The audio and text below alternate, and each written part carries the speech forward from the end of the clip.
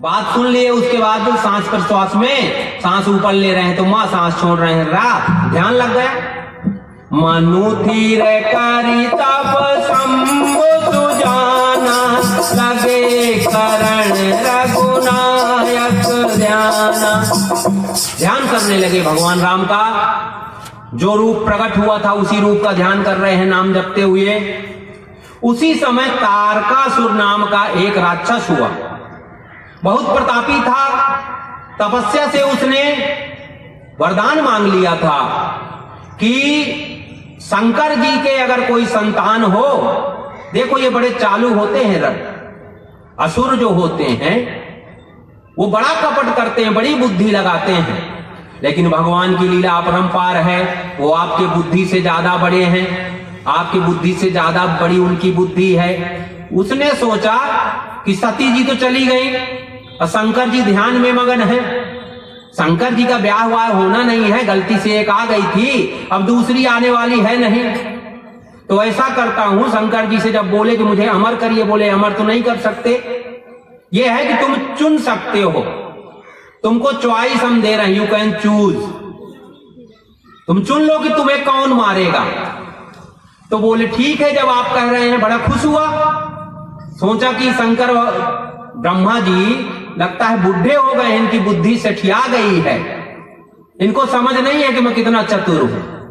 बोले शंकर जी को विवाह कभी होना नहीं है, तो बच्चा तो बड़ा दूर रहा। बोले शंकर जी के अगर हो संतान, उससे मेरी मृत्यु हो।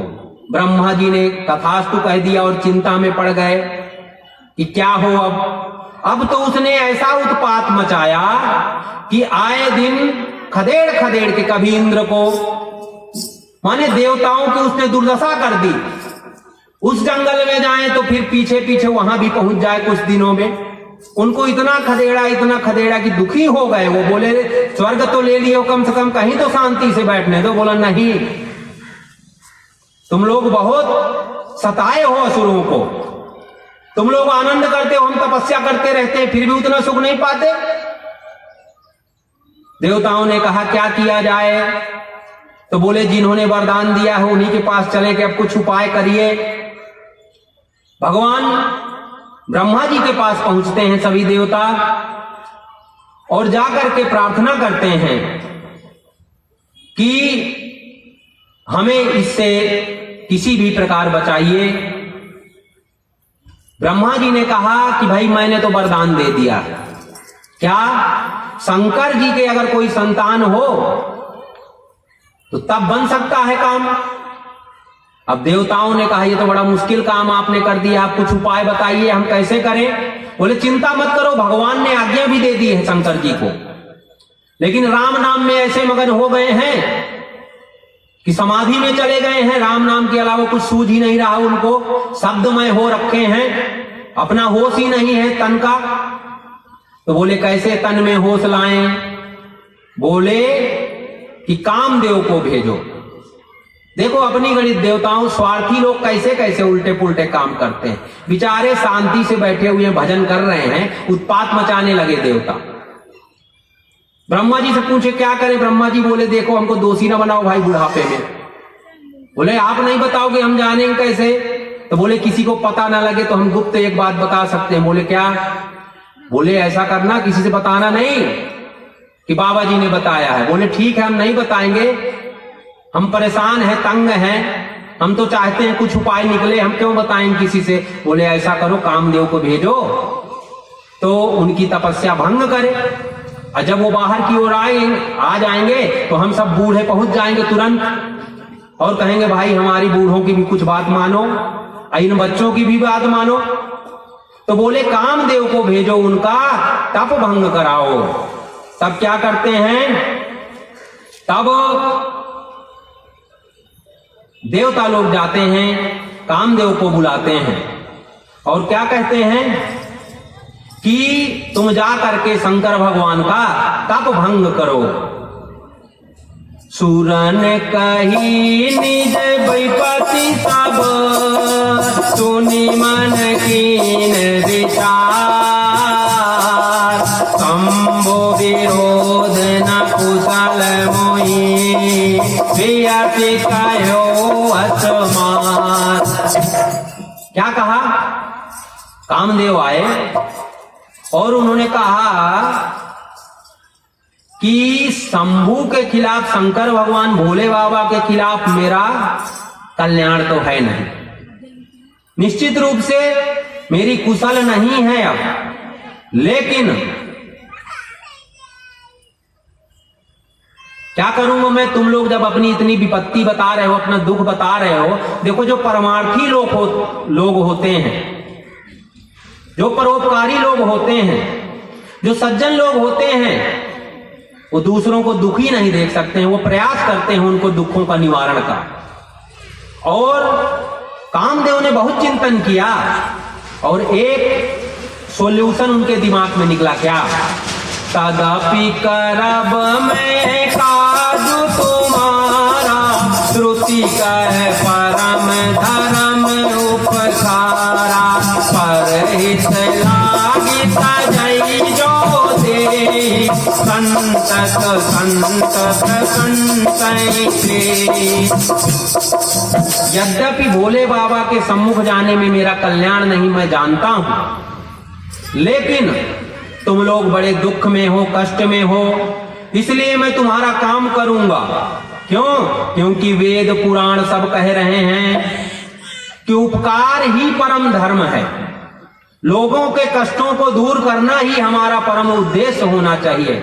कोई प्राणी, कोई जीव दुखी ना रहे, सब सुखी हो, सब आनंद में हो, सब शांति में हो। और परहित में जो अपना शरीर छोड़ता है, त्यागता है, उसका संत लोग क्या करते हैं? गुणगान करते हैं, उसकी प्रशंसा करते हैं, उसको सराहते हैं। ऐसा कह करके कामदेव चले और मन में मान लिया कि शिव विरोध ध्रुव मरण हमारा, शंकर भगवान के विरोध में हमारा मरना सुनिश्चित है। जैसे ही हम उनका तप भंग करेंगे, उनको क्रोध उत्पन्न होगा और हमको छोड़ेंगे नहीं। लेकिन लोक कल्याण के लिए मरना भी सार्थक है। अगर बहुत लोगों का कल्याण हो, एक लोग का, किसी का एक का शरीर जाना हो, तो उसमें उसका हित होगा। शरीर तो एक दिन जाना ही है, मरना तो है ही, लेकिन अगर उससे जगत में शांति हो सकती है और बहुत से लोगों का कल्याण हो सकता है, तो शरीर के त्यागने में कोई दोष नहीं, अति उत्तम है, यही उसकी सार्थकता है। तब कामदेव ने ऐसा विचार किया कि मरना तो निश्चित है और अपना प्रभाव शुरू कर दिया। अब कामदेव क्या करता है? सुंदर बसंत ऋतु और जो जो साज सज्जा सब अपने साथ लिया। जब वह चला शंकर भगवान के पास, तो तुलसीदास बाबा कहते हैं बड़ी विकट परिस्थिति आ गई। क्या विकट परिस्थिति आ गई? कहते हैं ब्रह्मचर्य व्रत संयम नाना, धीरज धर्म ज्ञान विज्ञाना, सदाचार जप योग विराग, सब विवेक कटकु सब वागा। कहते सब हाथ खड़ा कर दिए। बड़े बड़े ब्रह्मचारी जो अपने को बड़ा ब्रह्मचारी मानते थे, व्रती संयमी, नाना प्रकार के नियमों को धारण करने वाले तपस्वी, जो बड़े धैर्यवान थे कि हमको हमारा कामदेव कुछ नहीं कर सकता, जो ज्ञानी विज्ञानी धर्म में स्थित लोग बने हुए थे, सदाचारी थे, जपी थे, जोगी थे, जो वैराग्यवान बने हुए थे, कहते सबका विवेक नष्ट हो गया और सब भाग गए, छोड़ दिए। अब ऐसी स्थिति जब हो गई, कोई भी उस समय नहीं बचा। जे सजीव जग अचर चर, नारी पुरुष यत नाम, निज निज मर्याद तजी, है सकल बस काम। ऐसे सब काम के वशीभूत हो गए। तो तुलसीदास बाबा कहते हैं कि किसी ने धीर नहीं रखा। जितने जड़ चेतन का तो वर्णन ही क्या करें, जड़ भी बोले काम से आतुर हो गए। तुलसीदास बाबा ने कहा धरी न काहू धीर, सबके मन मन सिज हरे, तेरा के रघुवीर से उबरे से काल। जब ये हो गया धरी न काहू धीर, ऐसा प्रसंग हमने सुना है। तुलसीदास बाबा के मन में बड़ा दुख हो गया जब ये भाव परमात्मा ने उत्पन्न कराया और उन्होंने ऐसा लिखा तो बड़ा दुख हो गया। अब इसके आगे लेखनी उनकी रुक गई, कलम ठहर गई, किसी ने धीर नहीं रखा। तपस्वी, जोगी, ब्रह्मचारी, ज्ञानी, ध्यानी, तो फिर क्या मतलब है साधन का, भजन का, जब मौका आने पे सब साथ छोड़ देंगे। बोले रखे, वो चले गए, वो चिंतित हो करके छोड़ दिए, लेखनी बंद कर दिए और चले गए गंगा स्नान के लिए। तब हनुमान जी आए और हनुमान जी ने आकर के एक लाइन लिखी, क्या जे राखे रघुवीर ते उबरे ते काला। कौन लोग उबरे उस काल में? इसलिए अब ये बात बताने की क्या जरूरत थी, जरा समझना ध्यान पूर्वक।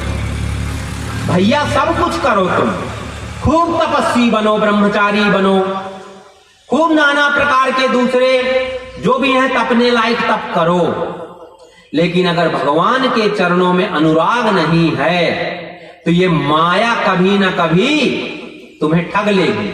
इसलिए क्या करो, जप करो, तप करो, यज्ञ करो, सब करो, कीर्तन करो, भजन करो। किसके लिए करो?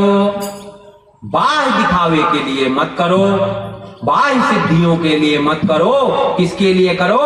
भगवान को संतुष्ट करने के लिए करो।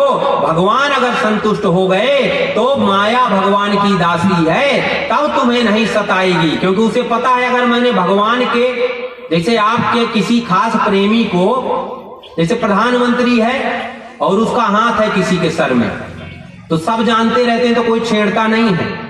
जानते हैं अगर छेड़ेंगे तो खतरा है, ऊपर से इसका कनेक्शन है।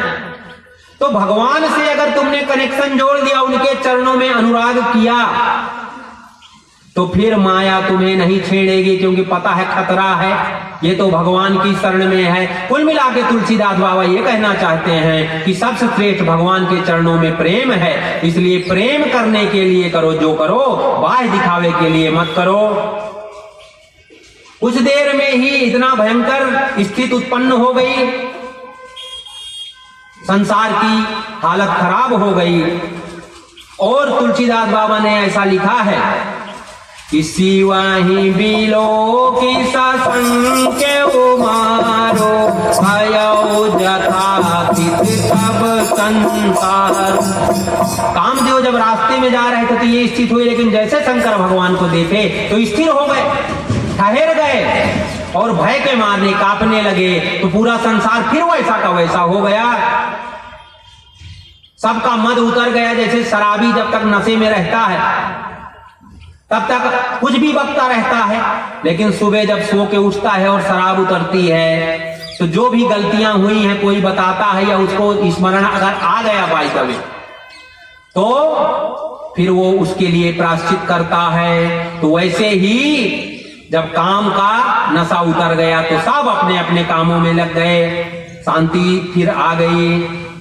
सकल कला करी कोटि विधि, हारे उसेन समेत, चली ना चल समाधि शिव, हो पे हृदय निकेत। कहते हैं समाधि नहीं हिली, समाधि खंडित नहीं हुई। भगवान के चरणों में चित्त जब लगा हुआ है तब कोई कुछ नहीं कर सकता है। अगर चित्त को भगवान में देखो, बता दिए बाहर तो सब बाहर की ओर दौड़ पड़े जब कामदेव ने अपना प्रभाव शुरू किया, लेकिन शंकर जी का चित्त भगवान में लगा हुआ, इसलिए उनको कोई प्रभाव नहीं हुआ। और कामदेव ने क्रोधित होकर के बाण छोड़े और जब लगे तो उनको आभास हुआ कि कुछ हुआ शरीर में, देखे कि किसी ने बाण मारे, चुभे हुए थे। जब ध्यान से बाहर आए जब गहरी समाधि लग जाती तो बाहर आने में थोड़ा टाइम लगता है। धीरे धीरे जब लगा तेजी से बाण, खून बहने लगा, आंख खोले देखे तो पता लगा कि ये शरीर है, बाण लगा है, खून बह, किसने मारा। इधर उधर दृष्टि डाले तो संयोग से यहां भी आम के पेड़ हैं। आम के पेड़ में ही कामदेव छिपे हुए थे भय के मारे। क्रोध करके उन्होंने क्या किया, तीसरा नेत्र खोला और क्या हुआ उससे, तब शिव तीसर नयन उभारा, चितवत काम भयो जग चारा। तीसरा नेत्र खोला और कामदेव जल करके भस्म हो गए। हाहाकार मच गया। सूर असुर सबने जब जाना तो डर पे सुर भय असुर सुखारी। देखो देवताओं को आप देखेंगे, जो भी तगड़ा राक्षस हुआ तो खदेड़ खदेड़ के मारता है। कहे मारता है, जरा विचार करो। तुलसीदास बाबा बता रहे क्यों मार रहा है। क्यों कहते हैं देवता विषयी है, भोगी है। जब सुख मिला तो भोग विषयों के सेवन में लग जाते हैं, भगवान का साधन भजन छोड़ देते हैं। याद रखो हम सबके लिए है।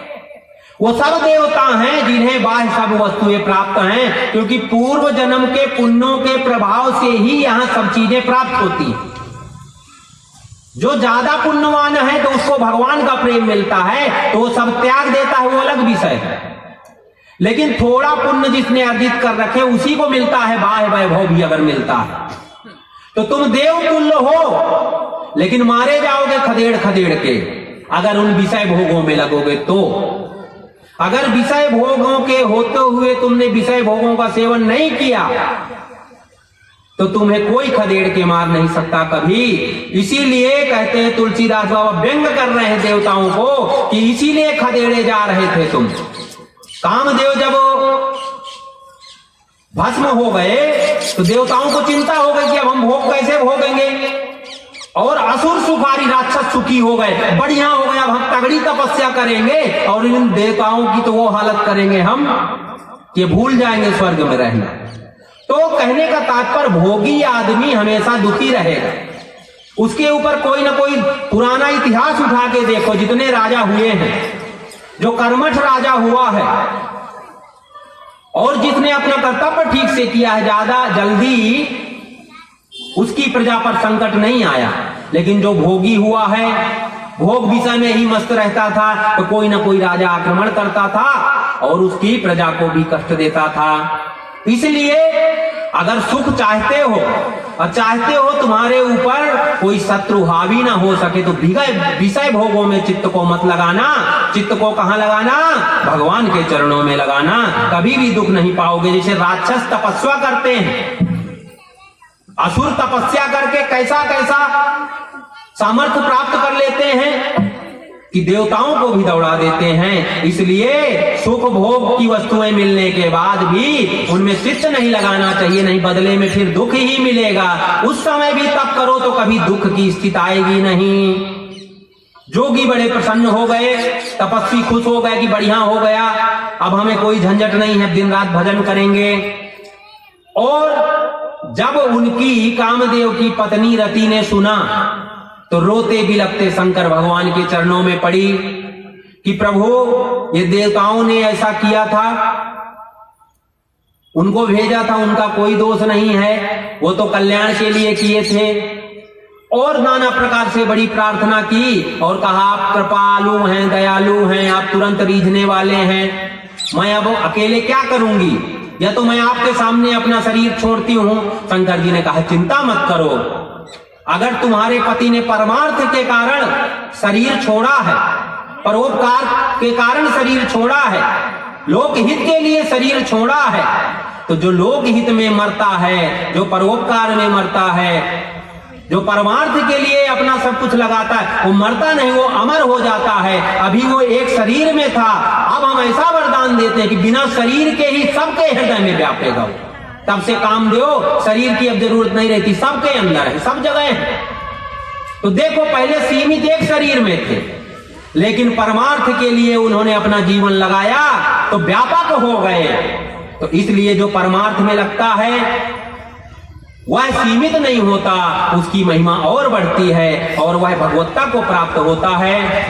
तो बोले तुम्हारा पति अब बिना शरीर के ही सबके हृदय में व्यापेगा, और अगर शरीर से मिलना चाहती हो तो हम तुम्हें वरदान देते हैं। जब जग जगबंधु कृष्ण अवतारा, होई हरण महामहिवारा, कृष्ण तनय होई पति तोरा, बचनु अन्न होई न मोरा। जब यदुवंश में भगवान कृष्ण अवतार लेंगे तो उनके पुत्र के रूप में तुम्हारा पति सशरीर प्रकट होगा। और वरदान दे दिया प्रद्युम्न के रूप में, फिर रति को प्राप्त होते हैं कामदेव।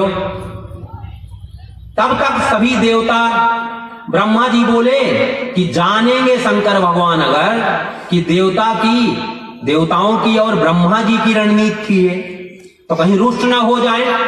तो बोले विष्णु भगवान को आगे करके चलो समझा देंगे, इनके बड़े प्रेमी हैं, इनके भक्त हैं, देखते ही खुश हो जाएंगे तो शायद इनके सामने ना डांटे। जैसे कुछ गलती हो जाती है बच्चे से तो बाप के पास अकेले नहीं जाता, किसके साथ जाएंगे? तो माँ के साथ या तो किसी के साथ जाता है कि डांट नहीं पड़ेगी। तो ब्रह्मा जी ने विचार किया कहीं जान गए कि बप्पा जी ने ही युक्ति बताई थी तो हमारी ही कहीं क्लास ना ले लें कि क्यों बुढ़ाऊ जी आप भी ऐसा करते हैं क्या, भगवान के भजन में विघ्न डालते हैं। तो इसलिए बोले विष्णु भगवान को आगे करो, और विष्णु भगवान को आगे करके ब्रह्मा जी और सभी देवता पहुंच गए और हाथ जोड़ करके निवेदन करने लगे। क्या निवेदन करने लगे? भगवान विष्णु बोले देखो हम भाई ज्यादा माया में लिप्त नहीं कर सकते हैं, हमने एक बार कह दिया था कि विवाह कर लेना, बार बार हम किसी को प्रेरित नहीं कर सकते हैं। तो बोले ब्रह्मा जी को कि कोई बात नहीं, अब हम हैं तो नहीं डांटेंगे, आप अपनी बात रख लो।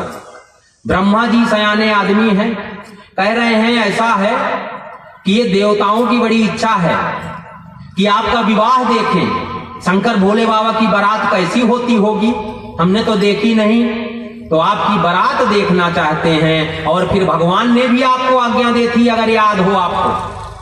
तो बोले हाँ हाँ, राम जी ने तो कहा था कि विवाह कर लेना, कन्या के बारे में भी हमने पता लगवाया था, कन्या भी ठीक है।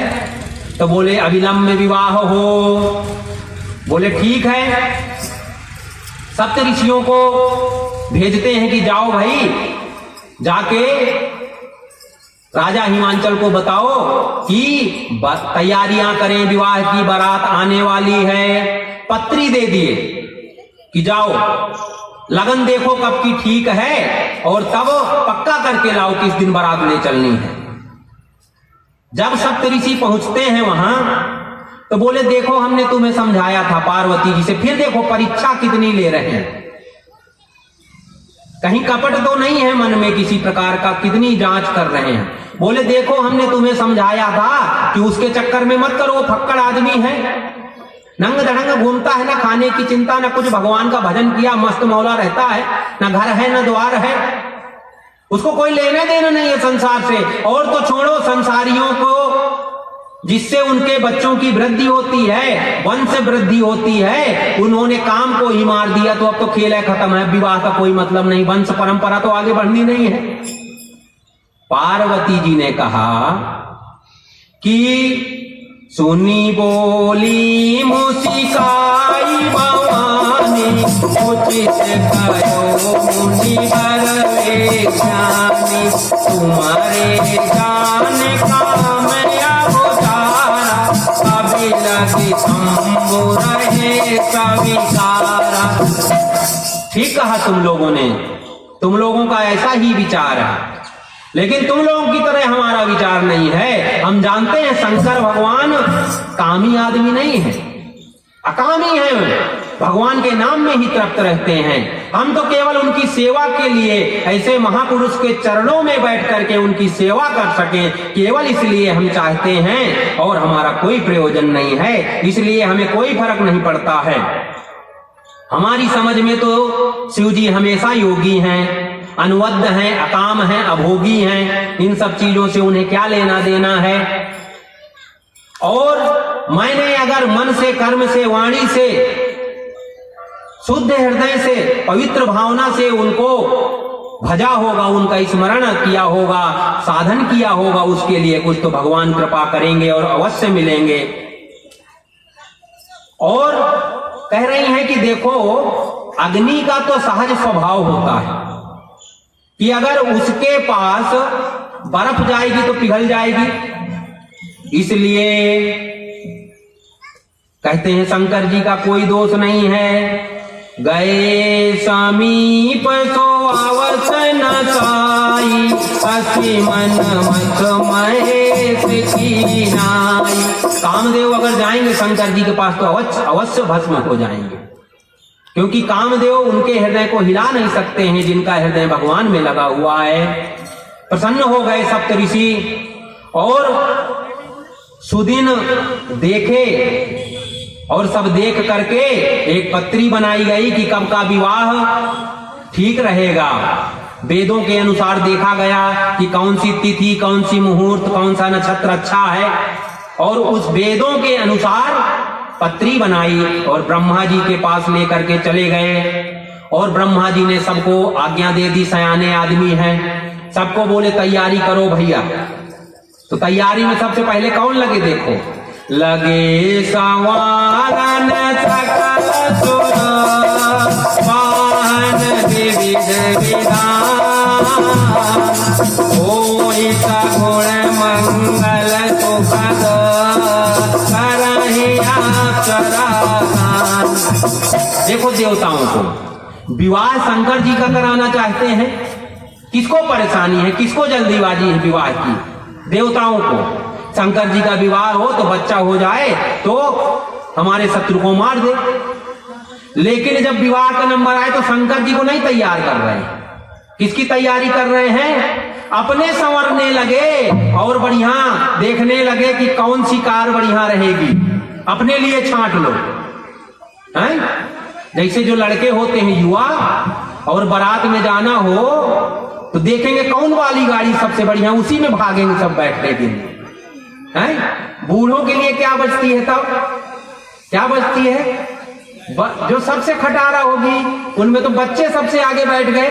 अब बूढ़े भी सोचते हैं चलो विवाह का समय है, कर लेने तो बच्चों का उत्साह रहता, चलो हम खटारा में ही चले जाएंगे।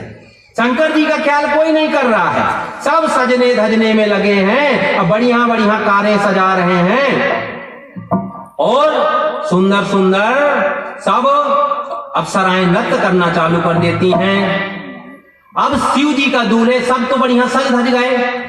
अब बोले दूल्हे का क्या होगा? दूल्हे को सजाने के लिए उनके गण चालू करते हैं, उनकी सजावट कैसे सजाते हैं। तुलसीदास बाबा कह रहे हैं, शिवाही शंभु गण करई सिंगारा। सिंगार चालू हो रहा है शंकर भगवान का। कैसा है सिंगार? जटा मुकुट आहि मोरु संहारा, कुंडल कंगन पैरे जाला, तन विभूति पटके हरिशाला। कैसा है श्रृंगार शंकर भगवान का? कहते हैं जो जटाएं हैं शंकर जी के उनका मुकुट बना रहे हैं और मौरी पहनाई जाती है। कहते हैं उसका क्या होगा? कहते हैं जो भयंकर वाला सांप है मौरी के रूप में, पांचों फन वाला भयंकर फन करके बैठा हुआ है मुकुट के ऊपर जो मौरी लगती है। कहते हैं कुंडल कानों में क्या है? बोले सांप लटक रहे हैं कुंडल बन करके। और कहते हैं कुछ और जो जो पहनी जाती हैं चीजें, बोले सांप यहाँ भी लपट गए हैं ऐसे, गले में भी। कह रहे वस्त्र कैसे? चलो सजावट तो तुमने बता दी, कपड़े कहाँ से किस टेलर से सिलवाए? यही इंडिया के थे कि लंदन से बन के आए? बोले नहीं नहीं, उनका कोई स्पेशल वस्त्र है, वो जंगलों में पाया जाता है, घोर जंगलों में। कौन सा वस्त्र है? बोले एक तो उनका वस्त्र स्मशान में मिल जाता है। स्मशान में क्या? ताजी भस्मी मुर्दे की। एक तो वो उनका वस्त्र लाया गया ताजा ढूंढ करके, बोले और बोले साथ में बाघंबर लाया गया और सब जगह तो भभूति लपेट लिए और सोचे कि अब समाज में जाना है। एकांत में कैलाश में तो मित्र धरंग बैठे रहते हैं, कोई चिंता नहीं है, लेकिन कह रहे हैं अब समाज में जाना है, माताएं बहनें होंगे, सब लोग होंगे, थोड़ा सा पर्दा, बोले बाघंबर लाओ थोड़ा लपेट देते हैं। भभूति लगा लिए, बाघंबर लपेट लिए और कहते हैं क्या श्रृंगार हुआ। सची ललाट सुंदर गंगा नयन छीने उपरीत भुजंगा सरल कंठ और नर सिर माला अशिव पेट शिव धाम कृपाला। क्या कह रहे हैं? ललाट में क्या है? कहते हैं आप लोगों ने फोटो में देखा होगा चित्र में शंकर भगवान के तृतीया का चंद्रमा सुशोभित हो रहा है और सिर में बोले गंगा मैया और बोले क्या है? बोले यज्ञो पवित्र के रूप में क्या पहना? बोले तीन तीन भयंकर सांप लगते हुए और बोले तीसरा एक नेत्र भी है, बोले गले में भी है, सिर में भी, माला के रूप में भी, ऐसा भयंकर वेश है। हाथ में कहते हैं दूल्हे के क्या रहता है? वरमाला, पुष्पों की माला कहते नहीं, त्रिशूल और डमरू। क्यों डमरू किस लिए है? बोले लंबी यात्रा है, संयोग से कीर्तन में कोई इकट्ठे होते नहीं है। शंकर जी विचार कर रहे हैं कि जब हम कीर्तन में बुलाते हैं कि सब आ जाओ, तब नहीं आते हैं, लेकिन अब बारात के चक्कर में सब आ गए हैं तो हम भी अपना काम छोड़ेंगे नहीं, कुछ तो इनका कल्याण करा ही देंगे। डमरू लिए रहे तो चलते चलते थोड़ा कीर्तन भी करवा लेंगे। बारात चल रही है, डीजे नहीं लगवाया शंकर भगवान ने, डीजे नहीं लगवा रहे, फिल्मी गाने नहीं बजवा रहे, क्या कर रहे हैं? कह रहे शुभ काम है, जीवन का बहुत बड़ा महत्वपूर्ण संस्कार है, जगत के मंगल के लिए है, इसलिए जिससे पूरे संपूर्ण जगत का मंगल होता है। तो हम रोज तो ये कीर्तन में नहीं आते हैं, पर अब फंस गए हैं तो हम इनसे कीर्तन थोड़ा करवा ही देंगे। रास्ते में से डमरू भी लिए हैं और क्या है? कहते हैं किस गाड़ी में बैठेंगे? ये सब तो ले लिए। बोले गाड़ी में बैठ जाएंगे, अगर हम कार में बैठ के चले जाएंगे तो इधर उधर वाले कीर्तन बंद कर देंगे। तो बोले क्या करेंगे हम? बोले बाहर से सब खिड़कियों में देखेंगे किसकी कार में, किस बस में कौन क्या कर रहा है, इसलिए हम बाहर से चलेंगे ऐसे किसमें बैठ के। बोले हम अपने बैल में बैठेंगे और सबकी ओर दृष्टि रखेंगे। हम बाहर से एक बार बोलेंगे, क्या बोलेंगे, और फिर तुम लोग सब लोग अंदर से बोले, गाड़ियों से बोलते जाना। क्या बोलने के लिए बोल रहे हैं? श्री राम जय राम जय जय राम, श्री राम जय राम जय जय राम, श्री राम जय राम जय जय राम। शंकर जी करें सब लोग बोलेंगे भाई, राम श्री राम जय राम जय जय राम, श्री राम जय राम जय जय राम, श्री राम जय राम जय जय राम, श्री राम जय राम जय जय राम। जो युवा लोग थे सोचे थे बढ़िया डिस्कोस तो होगा, कुछ डीजे लगेगा तो हम डांस करेंगे, वो थोड़ा मुंह बनाने लगे और प्रेम से कीर्तन नहीं कर रहे। शंकर जी ने कहा भाई देखो बारात हमारी है, ऐसे तो तुम लोग फंसते नहीं हो कीर्तन भजन में, आज फंस गए हो। अगर बारात करनी हो तो श्री राम को गाना पड़ेगा, मोहम्मद बनाओ, बोले नाचना है तो बोले श्री राम में ही नाच लो, डीजे उजे नहीं लगने वाला है। तो मजबूरी शंकर भगवान की बारात में तो जाना है, सब प्रेम पूर्वक करने लगे।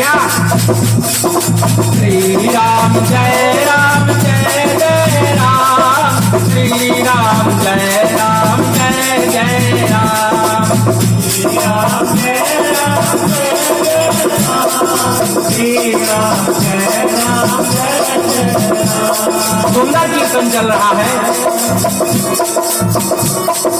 अब शंकर भगवान का ये सब देख करके देवताओं ने कहा कि ये सब तो हमको ज्यादा भाता नहीं है, थोड़ा कर लिया, वैसा करते हैं। देखो संतों के साथ रहोगे तो भजन तो करना पड़ेगा, भजन नहीं करना तो क्या है।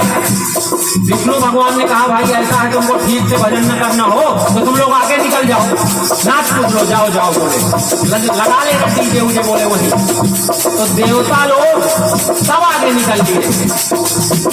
शंकर जी ने कहा ये ठीक भजन नहीं कर रहे हैं, हम अपनी मंडली बुलाते हैं। शंकर भगवान की मंडली कैसी है, कौन है, कहाँ है। शंकर भगवान ने गणों को आदेश दिया बुला लाओ सब स्मशानों से, जो जहां हो। उनको विचारों को कोई बारात में बुलाना नहीं चाहता, शंकर भगवान बोले उनको भी विचारों को घुमा देते हैं। और शंकर भगवान ने एक विचार किया कि हम जा रहे हैं और हम जगत के क्या हैं, भोले बाबा सब कहते हैं भोले बाबा हैं। अब हम बाबा हैं या कहीं बच्चों ने कहा बाबा जी खिलौना, बाबा जी खिलौना लाए हो क्या हमारे लिए। तो आजकल स्कूल में घरों में भी वो लोग लाते हैं जिनकी सामर्थ्य है, वो कुछ रहता है उनको फिट करना पड़ता है, एक साथ असेंबल करना पड़ता है, उससे बच्चों को कहते दिमाग पड़ता है। तो शंकर भगवान ने कहा असेंबल करने वाला खेल खेलेंगे बच्चे। बोले बच्चों के लिए भी खिलौना, और जरा देखें हम कि हमारा ससुराल जहाँ है, हम जहाँ जा रहे हैं हमारे ससुराल के लोग कितने एडवांस हैं आईटी सेक्टर में, आईटी सेक्टर में वो कितने एडवांस हुए हैं जरा हम देखें। तो बोले इसलिए हार्ड डिस्क, हार्डवेयर सॉफ्टवेयर सब इकट्ठा करो। तो इकट्ठा हो गया, कहीं हाथ है, कहीं पैर है, कहीं आंख ही आंख दिख रही है, कहीं पेट ही है, सब उछल रहे हैं, कूद रहे हैं। शंकर जी ने कहा देखते हैं ये लोग कितने क्या है, कितने एडवांस है। थोड़ा विकसित है कि ऐसे पुराने हैं, ऐसे देहाती छाप हैं अभी भी। शंकर भगवान ने सबको बुलवाया, अब चल रहा है सर्गा कीर्तन, कहीं हाथ एक पैर में बजा रहा है, क्या कहना है, कहीं आंखें ही आंखें दिख रही है, मटक रही है। और क्या चल रहा है अब चल रहा है शंकर जी के मन के अनुरूप कीर्तन। श्री राम जय राम जय जय राम, श्री राम जय राम जय जय राम, श्री राम जय राम जय जय राम, श्री राम जय राम जय जय राम। सुंदर कीर्तन चल रहा है। देवता लोग भगवान विष्णु की अगुवाई में पहुंचते हैं। महाराज कहाँ है, अगुवाई करने के लिए लोग आए, देखा सुंदर भेष, भगवान विष्णु का मोहित हो गए। बोले दूल्हा तो बड़ा सुंदर है। इंद्र आदि देवता थे, बोले बड़ा सुंदर समाज है दूल्हे का। बोले ये नहीं है भैया दूल्हा, दूल्हे तो पीछे आ रहे हैं, अभी तो ये व्यवस्था में आए हैं देखने की क्या क्या व्यवस्थाएं आप लोगों ने की है दूल्हे सरकार के लिए। शंकर भगवान अपने गणों के साथ पहुंचते हैं, सोचते थे खिलौने देंगे बच्चों को। अब जब दूर से ही आवाज सुन लिए, भांति भांति की आवाजें, बोले हमने संगीत तो बहुत सुना था लेकिन ऐसा संगीत नहीं सुना था। कहीं शेर की आवाज निकल रही, कहीं उल्लू की, कहीं प्यार की, बोल सब रहे हैं श्री राम जय राम जय जय राम, पर अपने अपने सुरों में, अपने अपने तरह से। बोले ऐसा संगीत है जब बच्चे गए देखने, शंकर भगवान सोचे थे खिलौना देंगे कि पैरों को, हाथों को, पेट को, सबको फिट करो। लेकिन बच्चों ने जैसे ही देखा तो खिलौने से खेलना तो दूर रहा, भाग लिए। घर घर जाते हैं, घर वालों ने कहा कि कैसी है बारात? अरे बोले भैया बारात का वर्णन न पूछो हमसे। क्यों? अरे बोले बारातें तो ऐसी हमने देखना तो छोड़ो, सुना भी नहीं। ऐसी है भोले बाबा की बारात। कहते हैं कि पहले तो बड़ा मुश्किल है कि उस बारात को कोई देख सके, देखने के बाद अगर कोई बच गया तो बहुत पुण्यवान होगा। घर वाले जो जानते थे भोले बाबा की महिमा, सब खुश हो गए, प्रसन्न हो गए। लोगों ने बड़ी मुश्किल से धैर्य रख के उनकी अगुवाई किया, जनवास पहुंचाया। अब जब जनवास में बारात आती है तो एक हमने जीवन में एक बार देखा है। हम छोटे थे तब इस शरीर की बड़ी बहन का विवाह हुआ था, तो माता जी लोग, बुआ जी लोग, सब लोग परछन क्या बोलते हैं, अगुवाई करने गए परछन के लिए। परछन के लिए गए, जब मैना जी को देखे, अब दूल्हे सरकार तो ठीक है, बेस तो बहुत सुंदर है, और जो सर्प थे जगह जगह, देखे कि हमारे स्वामी की सासू माता आ रही है, सासू जी आ रही है, प्रणाम करना चाहिए। वो सब कुछ सारू थे, जो सिर में खड़े हो गए, फन वाले मूर्छित हो गई मैना जी। सब लोग लेके गए, पानी का छींटा किया, हवा किए, होश आया जब रुदन चालू कर देती है मैना जी कि मेरी बेटी चाहे कुंवारी रहे, चाहे मैं बेटी के साथ जल के मर जाऊं, लेकिन मैं विवाह नहीं करूंगी। ऐसे बावरे के साथ नारद जी ने हमें ठग लिया है, नारद जी ने हमारे साथ धोखा किया है, इतनी घोर तपस्या करवाई ऐसे बावरे के लिए, ऐसे दूल्हे के लिए। अरे ऐसे दूल्हा तो हमें बिना तप का भी नहीं चाहिए। नाना प्रकार से व्यर्थ वार्ताएं कर रही हैं। पार्वती जी ने समझाया, हे माता क्यों व्यर्थ में कलंक ले रही हो, क्यों व्यर्थ में कलंक ले रही हो? देखो हमारा भाग्य जैसा होगा, हमारे जीवन में सुख दुख जो लिखा होगा वो तुम्हारे व्यर्थ की वार्ताओं से मिटना नहीं है। देखो पार्वती जी कितना सुंदर संदेश दे रही है,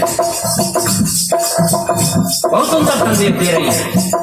संतोष होना चाहिए जब विवाह होता है किसी स्त्री का, और जाने के बाद फिर जैसी भी परिस्थितियां हो, तुम्हारे भाग्य में कोई चीज होगी तो कोई रोक नहीं सकता, अब भाग्य में नहीं होगी तो करोड़पति की यहाँ भी जाओगी तो कंगाल हो जाएगा।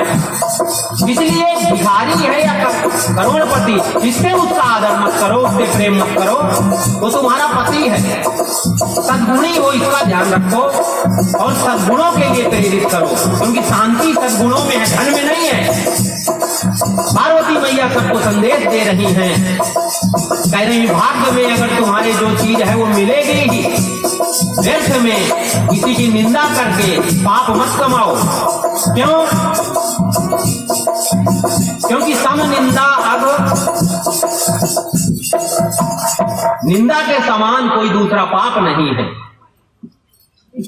जगत में, और कोई दूसरा पाप नहीं है जो निंदा के समान दुख देने वाला हो। इसलिए पार्वती जी ने समझाया, तब तक सप्तऋषि नारद जी आ गए, सबने समझाया कि देखो ये जो तुम्हारी बेटी है सामान्य नहीं है, ये तो हमेशा से, आज से ही नहीं, अभी नहीं बनने वाली है ये उनकी अर्धांगिनी, यह हमेशा से जब से सृष्टि की रचना हुई है ये शक्ति स्वरूपा है, और यह भगवान शंकर की शक्ति है। पहले भी यह दक्ष ग्रह में उत्पन्न हुई थी, विवाह हुआ था, फिर इन्होंने शरीर त्यागा और फिर अपने प्रभु के प्राप्ति के लिए तुम्हारे यहां उतार लिया है। इसलिए शंका मत करो, मन से संशय को हटा दो और शक्ति अपने स्वामी के पास जा रही है, ऐसा विचार करो। नारद जी कहते हैं तुम्हारे मन की संतुष्टि के लिए देखो भोले बाबा ने जो मुंडों की माला पहन रखी है। कहे की माला, कौन कौन से फूल लगे हैं कह रहे हैं माला में? बोले मुंडों की माला। तो वो मुंड क्या है? कहते हैं वो सब मुंड जितने पहन रखे हैं भोले बाबा ने वो शक्ति के ही हैं। ये जितना रूप धारण करती हैं फिर शरीर छोड़ती हैं तो उस मुंड को क्या करते हैं भोले बाबा? धारण कर लेते हैं। तो ये सब शक्तियां हैं। इसने फिर पुनः वो शरीर छोड़ करके ये शरीर धारण किया है भोले बाबा की सेवा के लिए। सुंदर ढंग से विवाह उत्पन्न होता है और जब जाने लगती हैं पार्वती मैया तो विवाह के बाद मैना जी बड़ा सुंदर यहां हम लोगों को संदेश दे रही हैं गृहस्थों के लिए कि बेटी जब जाती है तो हम ये ना सिखाएं कि कोई चिंता हो, कोई परेशानी हो, थोड़ा भी दुख दे तो फोन कर देना, हम इनको ठीक कर देंगे। 10 लाख रुपए दे रखे, फ्री में थोड़ी विवाह किए। तुझे थोड़ा भी कष्ट हो हमें बताना, इनको सबको अंदर करा देंगे। ऐसी शिक्षा मत दो बच्चों को। अपनी बेटी को प्रेम पूर्वक समझाओ कि बेटा जा रही हो, प्रेम से रहना, सबका आदर करना, सेवा करना, किसी प्रकार का झगड़ा मत करना। मैना जी ने समझाया, शंकर जी से प्रार्थना की कि मेरी बेटी से अगर कोई गलतियां भी हो जाएं, अज्ञान है तो क्षमा कर देना। शंकर जी ने सब प्रकार से समझाया। अपनी बेटी को समझाती हैं कि बेटी खूब सेवा करना, किसी प्रकार से असंतुष्ट न हो तुम्हारे परिवार वाले, ससुराल वाले, हर प्रकार से उन्हें संतुष्ट रखना। शंकर भगवान पहुंचते हैं कैलाश और पार्वती मैया तरह तरह से सेवा करती हैं और भगवान को संतुष्ट करती हैं। अब पार्वती जी ने प्रश्न किया। क्या प्रश्न किया? कि हे भोले बाबा,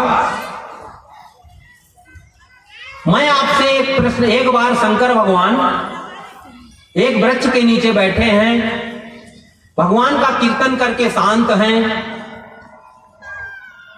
पार्वती जी गई, बैठ गई, प्रणाम की, प्रार्थना की, हे प्रभु आप सर्वज्ञ हैं, ज्ञानी हैं।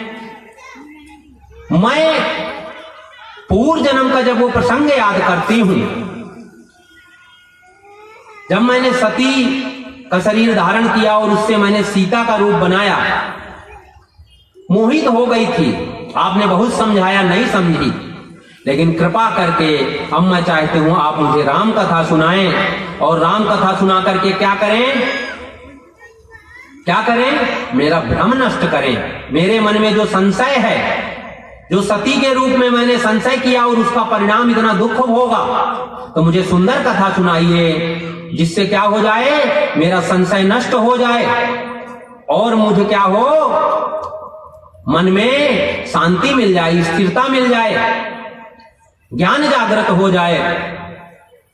बंदौ पद धरि धरनि सिरो, विनय करऊं कर जोर, वरनहु रघुबर बिसग जसो, श्रुति से दांत निचोर। कहते हैं भगवान के सुंदर गुणों का वर्णन करिए और उसमें भी जो सार हो वह वस्तु भी बताइए। हे प्रभु मैं आपकी शरण में हूं और शरण में आने के बाद लोग कुछ भी, जो महान लोग हैं वह शरण में आए हुए को वापस नहीं करते हैं। मैं आपसे भगवान का रहस्य जानना चाहती हूं। पहले तो आप यह कहिए, क्या? प्रथम सो कारण काहू विचारी, निर्गुण ब्रह्म सगुण बपुधारी। पहले तो यह कहिए जो भ्रम मुझे सती के समय हुआ था कि ब्रह्म कैसे मानव रूप धारण कर सकता है, सगुण, तो कैसे सगुण? दूसरा, पुन प्रभु का राम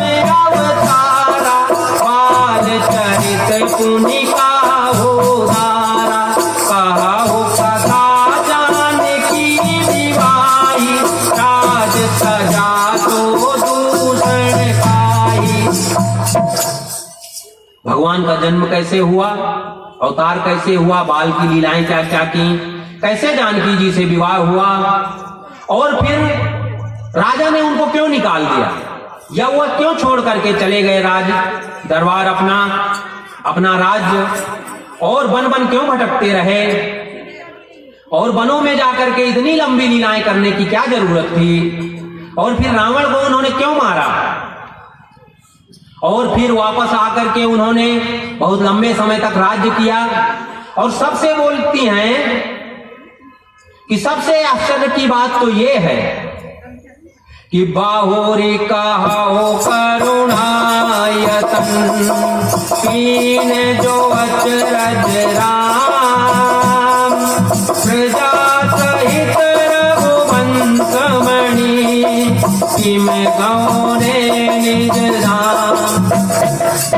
और सब तो ठीक ही है, लेकिन सबसे बोली आश्चर्य की बात तो यह है कि राम जी ने किसी को नहीं छोड़ा, केवल एक हनुमान जी यहां बचे हुए हैं, वो भी इसलिए छूट गए कि उनके सेवकों का ध्यान रख सके। राम जी ने ही रोक रखा, जो हमारी भक्ति करे, हमारे नाम का कीर्तन करे, हमारा जप करे, हमारा पूजा पाठ करे, उसका जरा ध्यान रखना आप। इसलिए हनुमान जी यहां धरती में रुके हुए हैं, हम सबका कल्याण करने के लिए, हम सबकी रक्षा पालन पोषण करने के लिए। लेकिन और सबको भगवान राम जब गए स्वधाम गमन किए तो वह सबको ले गए। ऐसा भगवान ने क्यों किया? पुनि प्रभु पाऊ सो सात बखानी, तेरे ज्ञान मगन मुनि ज्ञानी।